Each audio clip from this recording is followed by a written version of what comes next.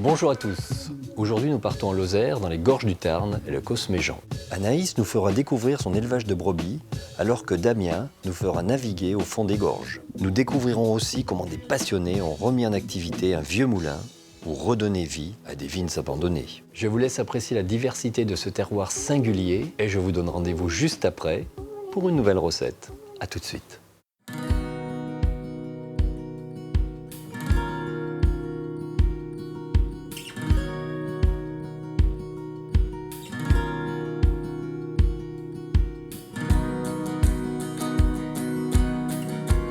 Les gorges du Tarn, ainsi que les causses qui les surplombent, représentent l'un des trésors du patrimoine culturel français, classé par l'UNESCO depuis 2011.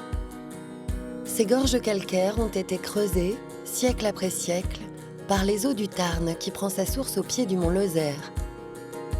Ce merveilleux canyon naturel offre aux voyageurs curieux des promenades aquatiques sans égales.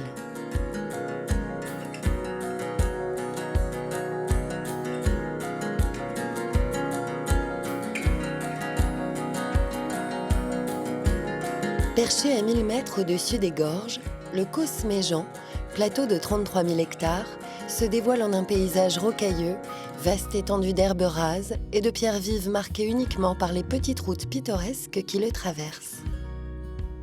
Avec 450 habitants à l'année, c'est l'un des endroits les moins peuplés de France.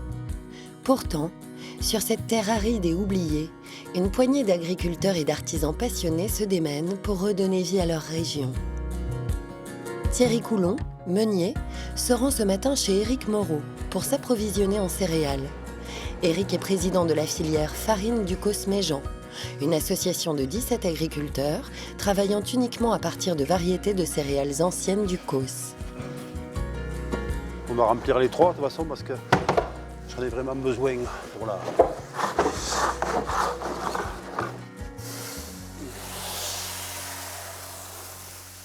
Le but de la filière, c'est surtout, avant tout, c'est de faire un produit de qualité.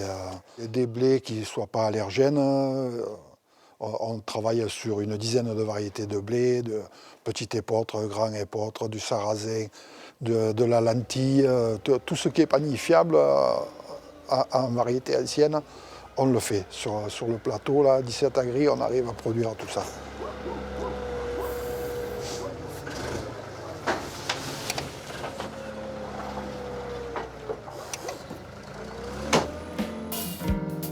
Le blé récupéré, Thierry se rend à un moulin bien particulier, construit au XVIIe siècle et fraîchement restauré, dans lequel il va moudre une farine à l'ancienne. Mais surprise, ce matin, la neige tombe et les ailes du moulin sont complètement gelées.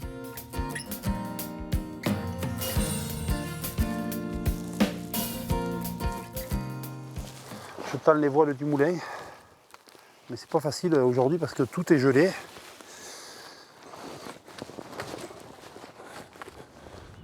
Je mets les voiles et après je vais tourner le toit pour le mettre au vent.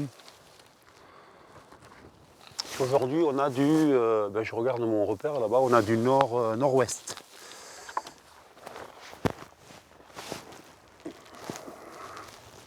Alors le moulin de la Borie a été construit à peu près 1689 et s'est arrêté à 1869. C'est un moulin à vent de type Lauragais, on dit, un moulin assez trapu parce qu'on est sur un endroit quand même, on est à 1041 mètres d'altitude. Et la particularité, en tout cas de ce moulin à vent, c'est qu'on a une mouture à un seul passage. Voilà, grâce à l'élévateur, on monte le blé à l'étage pour remplir la trémie. Voilà, le blé arrive dans la trémie. Donc là, je le pousse un peu pour ne pas bourrer l'élévateur.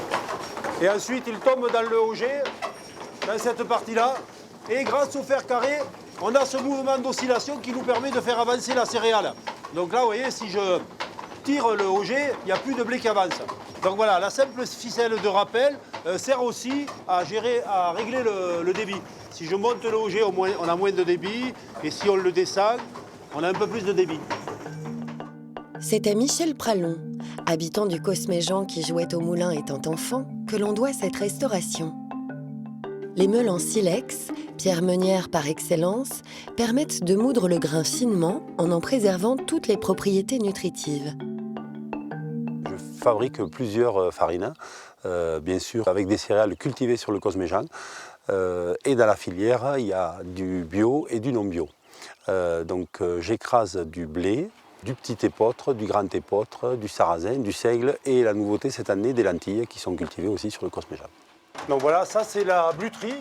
Les produits moulus coulent par ce conduit-là et arrivent dans la bluterie. Alors la bluterie, c'est tout simple, hein. C'est un jeu de tamisage où le produit passe à l'intérieur. Sur la première partie, on récupère la farine. Sur la deuxième, le rémoulage. Et en refus, le gros son.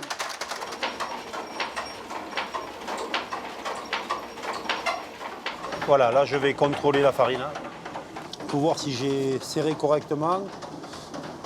Ouais, là c'est bien. Là on est sur une farine de meule, donc bise. Ça fait une farine bien sûr qui n'est pas blanche. Où on va retrouver toutes les parties qui nous intéressent pour la panification et pour notre santé aussi.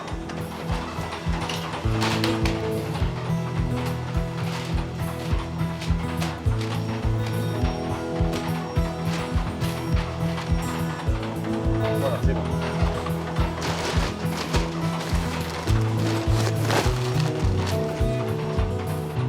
Moi, ce qui m'a assez surpris ici, c'est cet élan de solidarité. Parce qu'on se rend compte qu'on est hyper aidé. Les gens ici sont derrière vous quand vous faites un projet. Ils vous soutiennent, ils vous aident. C'est assez exceptionnel. Sa farine prête, Thierry peut aller livrer Alexandre, boulanger à Meruès, qui fait lui aussi partie de l'association Farine du Cosméjean.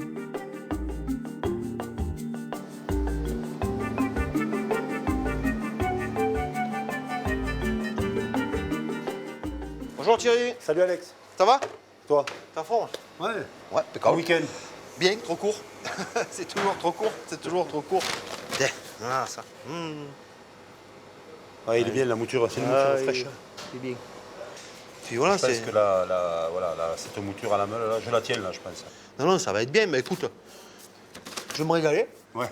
Je t'enfarine et je t'embrasse 3 fois. Ouais, allez. Alexandre Boyer, pâtissier de formation, a repris la boutique de ses parents il y a 11 ans avec son épouse. Tombé amoureux de la boulangerie depuis, il travaille désormais exclusivement avec des farines du Cos. Ben là, depuis ce matin, on cuit tous les pains qu'on a fabriqués hier. Donc on fait ce qu'on appelle, c'est la fournée, hein, la fournée du boulanger. J'étais surtout pâtissier, et puis au fil du temps, là, je suis tombé amoureux de la boulangerie. C'est différent de la pâtisserie. C'est quelque chose de très sensuel, c'est quelque chose que mon père faisait et que je ne faisais pas. Et voilà, j'ai mis le nez dans la farine et puis j'y suis resté dans la farine. Le pain, c'est une histoire. C'est l'histoire des hommes. Moi, je sais qu'à travers cette association, j'ai découvert le métier des agriculteurs. Pourtant, c'est mes voisins, hein. Mais je ne les connaissais pas. Ce moulin-là, c'est plus que de la farine ou du pain. C'est une aventure humaine qui pousse à l'émotion. J'ai un collègue agriculteur, quand il me dit Alexandre, que j'ai donné à mes enfants le pain qui est fait avec mon blé, ça ferait presque pleurer, quoi.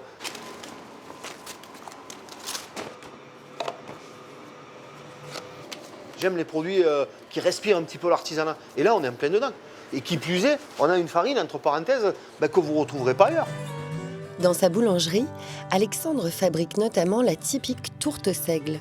Céréale très ancienne et robuste, le seigle poussait partout autour du Massif central et reste traditionnellement l'un des produits phares de la région. Donc là, on va prendre notre farine de seigle. Alors on voit déjà la couleur, hein, typique au seigle, hein. Donc là, tu vois, on a notre farine, hein, notre sel, de l'eau bouillante, très chaude. Et on va le pétrir. En fait, on ne le pétrit pas, on le mélange. C'est vrai qu'on n'était plus habitué à travailler avec des farines brutes comme ça et pures comme ça. L'intérêt, il est gustatif, il est nutritionnel, il est olfactif, il est visuel parce qu'on a des pains qui sont plus foncés, qui sont plus typés. Alors là, il va être bon à prendre.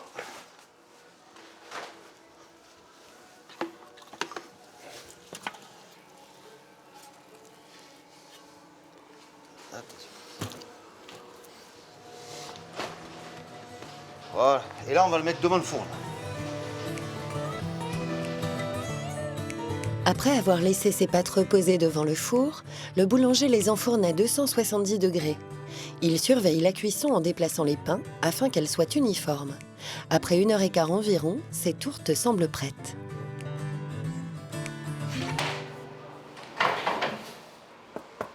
Donc là, voilà, on a une belle tourte de seigle, elle est bien cuite, elle est bien craquelée. On a cette odeur particulière hein, du seigle, hein, c'est des effluves de noisettes, c'est des effluves d'amandes, de miel. Hein. Et ça, c'est quelque chose que vous pouvez garder de 3 à 5 jours, mais sans problème. Puis alors, ça va agrémenter vos fruits de mer, vos fromages. C'est quelque chose qui se marie très bien avec ces mets-là, quoi. Si les gourmands se pressent sur les hauts plateaux du Causse, certains curieux s'aventurent plus bas, au fond des gorges les plus larges d'Europe, les gorges du Tarn. Damien est batelier à la Malène et propose de charmantes balades sur la rivière. Et on peut venir ici qu'en barque. C'est accessible que par l'eau.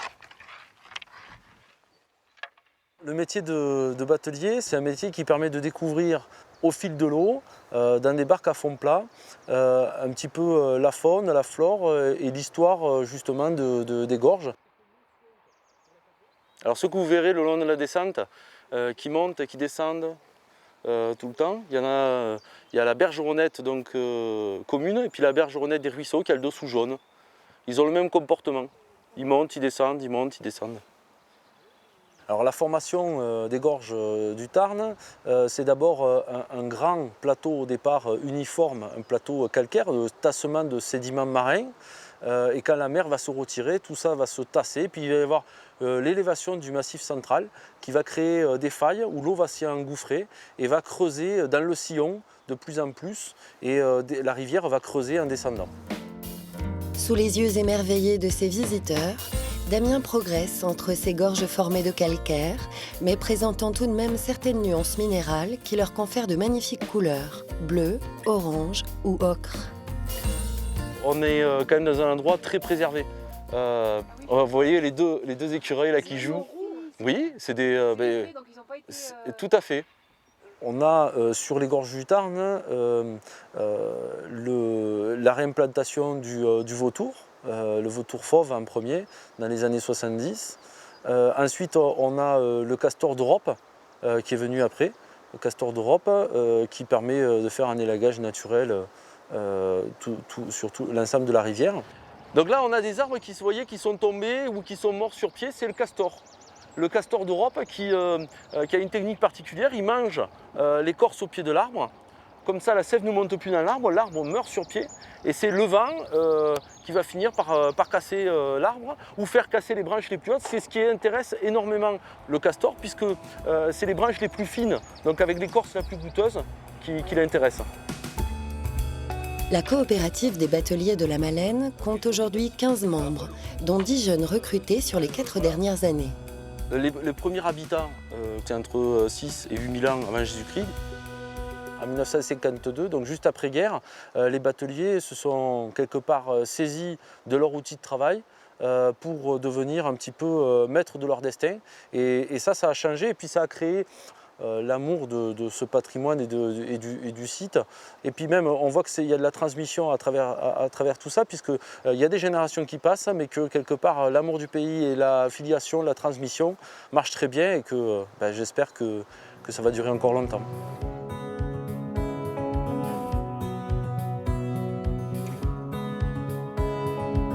Sur les hauteurs du Causse, à Yelzas, Anaïs, éleveuse, fait le tour de ses brebis. Une belle fille. Poupichette. Bichou. Elles sont cool. Des brebis et des hommes, c'est une association qu'on a montée il y a 3 ans de ça maintenant. Donc ce qu'on a pensé, c'était que justement, pour que les gens comprennent notre travail, il fallait qu'ils viennent nous voir et qu'ils viennent voir à l'intérieur des exploitations, voir comment nous on travaille, comment ça se passe vraiment.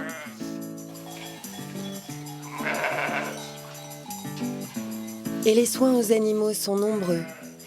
Si Anaïs remplit ce biberon, c'est parce qu'elle a repéré un agneau trop faible pour se lever et se nourrir seule. Elle doit donc s'en occuper elle-même. Après ça, elle commence la traite de l'après-midi.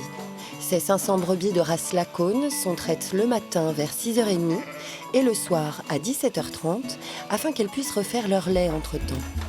Mais doucement.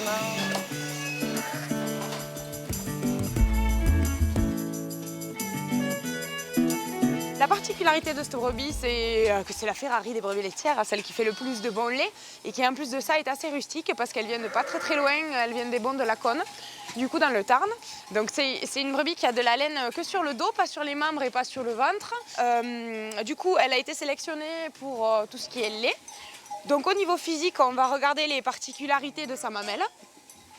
Il faut que la mamelle effectivement soit bien équilibrée des deux côtés. C'est une brebis qui a le pied sûr, c'est super pour les terrains consonars. Avec ses deux onglons, c'est une brebis au top, disons. On vend notre lait à la fromagerie Le Fédoux qui est au bout du village.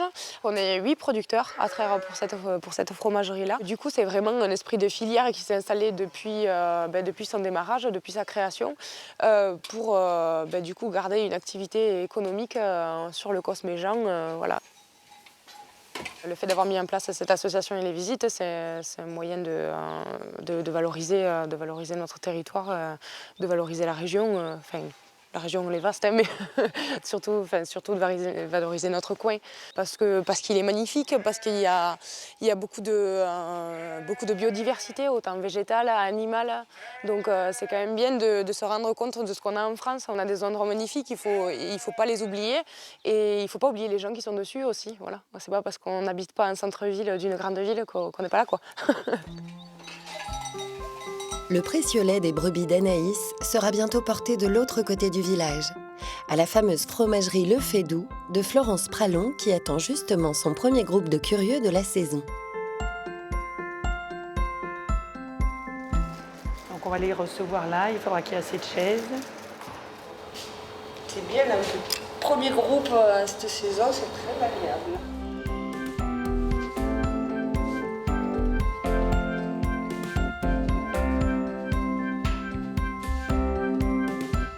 La fromagerie, la SARL Le Fédoux, on l'a fondée en 1990. L'idée, c'était de s'installer à plusieurs familles et de rester sur le Causse à plusieurs familles, d'y vivre, d'avoir une activité économique qui nous permette de rester à plusieurs, que nos enfants ne soient pas tout seuls à l'école et que l'école perdure, qu'elle puisse même se développer. Et voilà, c'était que l'économie nous permette de développer l'activité du village. Florence et Anaïs organisent régulièrement des dégustations à la fromagerie. Pendant qu'Anaïs installe les visiteurs en salle, Florence révèle les secrets de ses fromages. Donc en brebis, il y a de la diversité parce qu'au fil du temps, on aime être aussi créatif, on aime être dans la tradition, mais on aime aussi être créatif. Le lait de brebis, typiquement, c'est un lait qui est gras, qui est doux, qui est onctueux, qui est soyeux. Et on va avoir des textures plus que des saveurs au départ. Il faut du temps pour que les arômes se déploient. Et ce qui fait qu'au départ, on a des fromages qui sont plus consensuels et qui vont être appréciés par tout le monde. Et plus on va aller, il faudra longtemps d'affinage pour qu'on ait des caractéristiques plus fortes et qu'à ce moment-là, on ait des fromages qui se charpentent au fur et à mesure du temps. En salle, Anaïs explique la fabrication des fromages. Quand il est réchauffé, ce lait, on va le mettre dans une cuve et c'est là où on va rajouter quelque chose qui va faire changer le lait de forme. Qu'est-ce qu'on met dedans? Magnifique, elle vient d'où la présure? Alors la présure, c'est une enzyme naturelle qui, au début, on retrouvait naturellement dans un des estomacs du veau ou de l'agneau qu'on appelle la caillette. Voilà, c'est cette enzyme-là qu'on va utiliser pour faire changer le lait de forme. Donc, des hauts plateaux au profond canyon, cette terre est décidément habitée par des amoureux du patrimoine.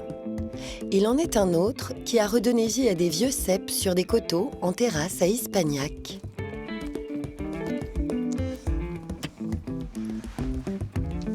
Cet après-midi, Sylvain Gachet, viticulteur originaire de Savoie, vient prendre soin de ses ceps.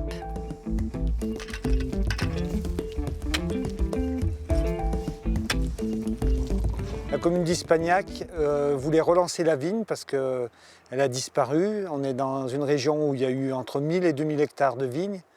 Et petit à petit, de l'après-guerre aux années 70, ça s'est tout éteint. Et donc la commune a voulu relancer cette activité. Et par hasard, j'ai eu vent de ce projet et après prise de contact, on est venu s'installer ici.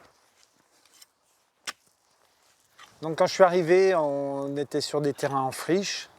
Ça a été le premier travail de défricher. Et puis la plantation s'est effectuée avec 4 cépages, du chardonnay en blanc, du pinot noir, du marcelan et également de la syrah qu'on a ici en fait.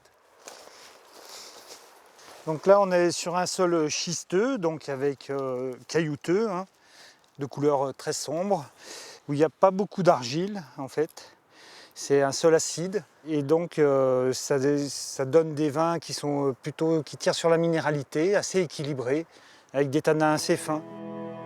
Sylvain a choisi de travailler sur de fortes pentes pour favoriser l'exposition et l'ensoleillement de ses vignes. Ce choix implique pourtant un dur revers de la médaille. La parcelle n'est pas mécanisable. Il faut donc tout désherber à la pioche. Et le gispette, plante tenace de montagne qui étouffe le cep, ne lui simplifie pas la tâche.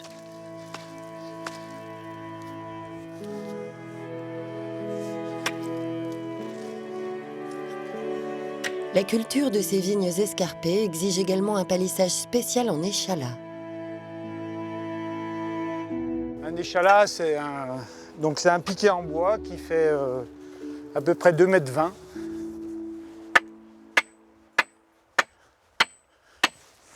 Quand la vigne sera en végétation, au mois de juin, on va l'attacher avec du jonc en fait, donc une matière végétale. Et on vient l'attacher une fois à ce niveau-là et une fois au sommet de l'échalas, ce qui va permettre d'avoir une bonne surface foliaire qui servira à nourrir le raisin en fait. Donc c'est vrai qu'il y avait quand même des interrogations à quel type de vin on allait avoir quand même, puisqu'on est à 500 mètres d'altitude, on est quand même en montagne. Et il s'avère qu'on a des étés quand même assez chauds, assez secs, avec des raisins qui mûrissent bien, donc on arrive à avoir des belles maturités. Donc c'est plutôt une très très belle surprise, quoi.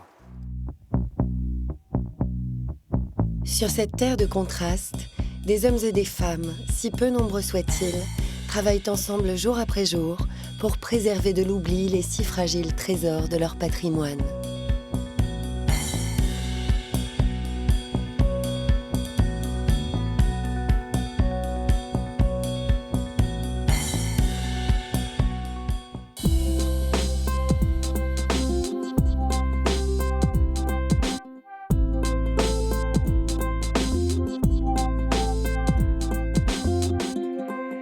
Aujourd'hui, je vous propose des ravioles de morille et brousse de brebis, bouillon de volaille, parfumé à l'huile de noisette.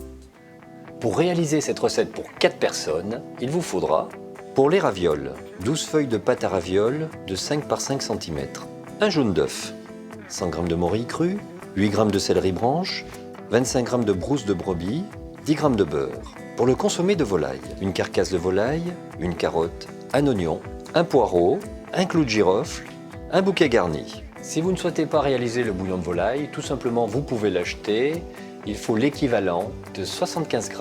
Pour la finition, 4 g de cerfeuil et de l'huile de noisette. Pour le consommé de volaille, épluchez tous les légumes après les avoir lavés et piquez l'oignon avec le clou de girofle. Mettre dans une casserole avec la carcasse de poulet, couvrir d'eau à hauteur, ajouter le bouquet garni et laisser cuire 25 à 30 minutes à petit bouillon en écumant régulièrement. Il faut bien écumer votre bouillon, enlever le gras et les impuretés afin qu'il soit tout à fait clair. Passez au chinois fin et réservez le bouillon au chaud. Pour les ravioles, lavez avec soin les morilles pour éliminer toutes les impuretés, les éponger le mieux possible, les couper en deux, puis en morceaux de 1 cm environ. Les saisir au beurre 1 à 2 minutes, saler, poivrer, puis réserver. Attention, les morilles crues sont toxiques. Là, elles sont très peu cuites parce qu'elles sont taillées à 1 cm. Par contre, si vous avez des morilles entières, n'hésitez pas à les cuire quelques minutes de plus. Taillez le céleri en petits dés et hachez le cerfeuil. Mélangez les morilles avec la brousse, les dés de céleri et la moitié du cerfeuil, puis rectifiez l'assaisonnement. Coupez en deux et en biais les feuilles de pâte à ravioles. Badigeonnez la pâte du jaune d'œuf, placez une grosse cuillère à soupe de farce sur chaque triangle et les fermez. Pocher les ravioles dans une eau salée frémissante et les cuire 2 à 3 minutes, puis les égoutter. Ne pas cuire les ravioles à eau bouillante. Elles se cuisent à eau frémissante afin d'éviter qu'elles ne s'éclatent. Pour le dressage, au fond de chaque assiette, mettre une petite cuillerée d'huile de noisette, un peu de cerfeuil haché. Disposer 6 ravioles, puis verser dessus le consommé de volaille bouillant et finir par quelques pluches de cerfeuil. Je vous souhaite une excellente dégustation et je vous dis à très vite.